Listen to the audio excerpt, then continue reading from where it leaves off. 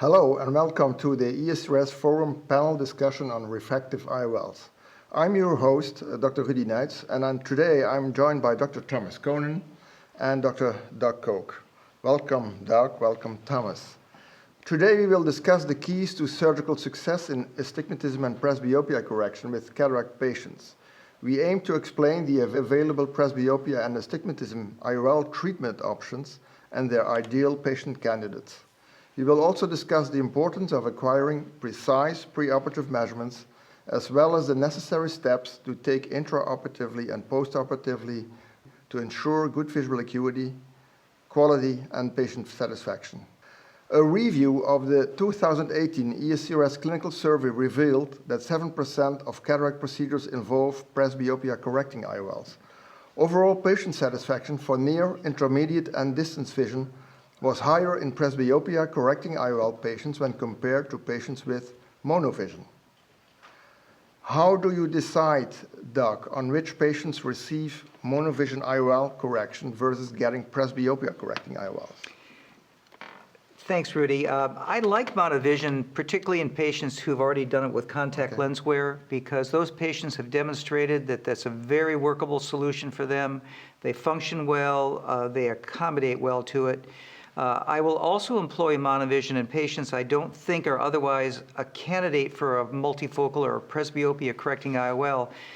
And the way I do that typically is to do the distance eye first, and if they have great vision and they're happy with it and they function well with it, then I feel like I can take the liberty of giving them some near vision in the fellow eye. But my indications for monovision are clearly diminishing as the quality of our presbyopia-correcting IOLs improve. And you, Thomas, what's your strategy there? I think Doug just pointed out. I have used in the same instances like he just pointed out, but with the new presbyopia-correcting IOLs, particularly with trifocal intraocular lens, the numbers for me have totally decreased, very much. Are there any particular tips that you have for the selection in the patient that don't have access to the patient group where we had preoperative contact lens wear, Doug? If they have mild cataracts, you can do contact lens fitting. But other than that, like I said, I like to do the distance eye, and if I nail it, they're happy, they love their vision, and I'll ask them, are you comfortable with your vision? Can you function fully in your distance world? Okay. And if they can, then I feel like I have the luxury of making that eye a near eye. But if they tell me, this other eye is still bothering me, I'm happy with my new eye, but I'm not happy with the other eye, that tells me they're probably not going to neuroadapt to monovision. That's a big story, because if you do this, then I think you always have to do one thing. You do first a surgery, you wait, see the patients again, then you do the second eye surgery. Okay. Now, in our country, at least with me, we have come down to a very narrow window now where we do the procedures, and then you really don't have the time. So therefore, the presbyopia-correcting IOL, I have an advantage in this. That doesn't mean that you already have the outcome already, but this, what you just pointed out, takes a little more time. Okay. Overall, what type of patients should not receive any of the various presbyopia-correcting options in order to maximize individual outcome to the patient, Thomas? We have to cover then the whole range of presbyopia-correcting IOLs, and I would like to grade them in the current multifocal, the trifocal lenses, and the EDOF lenses, also presbyopia-correcting IOL. But I'm a little bit hesitant to put them in if the patient do not require, let's say, to be less dependent on reading glasses. Or if they don't care, then I think I give them a real good monofocal lens for distance visual acuity. That's maybe a good option, So I don't force them into this presbyopia-correcting IOLs, because we still have some visual disturbances, and we have to adjust that, and have to discuss this with our patients. Okay. What's your position on that, Doc? Yeah, I really agree with Tom on that. The ones that I'm really worried about are those patients who are myopes. The -3 myope who's been spectacle independent for near their entire lives. And as good as our presbyopia-correcting IOLs are, they don't give you the near vision quality that those patients are used to, and they can be really disappointed.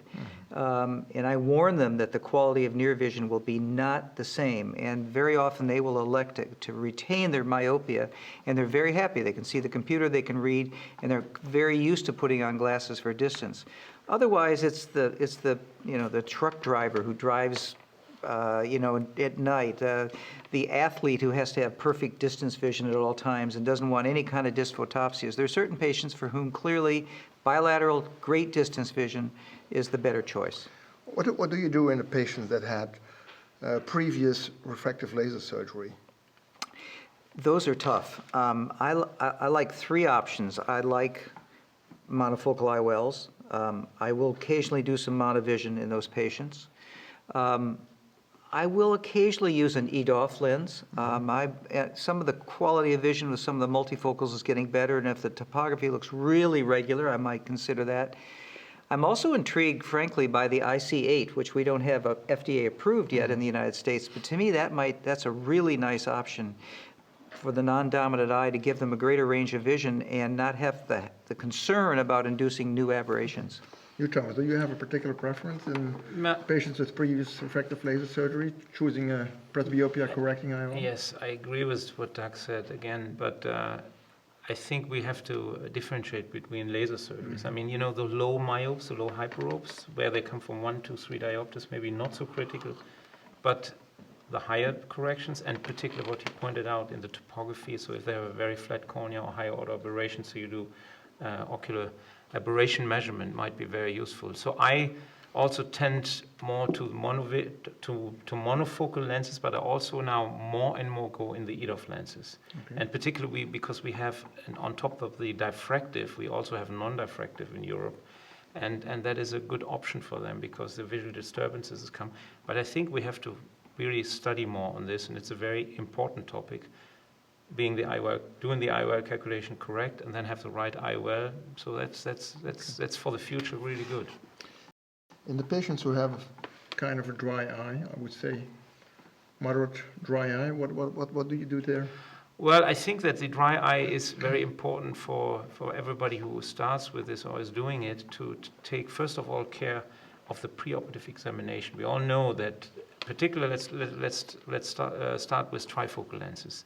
Trifocal lenses, you have to make the patients ametropic, almost ametropic, and therefore the measurements come even more important. So if I see dry eye in my preoperative examination, then we have to pre-treat them and do another examination, maybe 6 days, 7 days later, pre-treat the eye, and then take several measurements till the measurements are very consistent. But I don't think that with this moderate dry eye, they are exclusion. This is an exclusion criteria for trifocal intraocular lenses.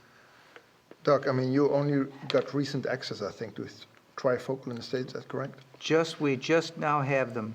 Yeah. So do you think it makes a difference which type of presbyopia-correcting IOL you use in moderate dry eye patients?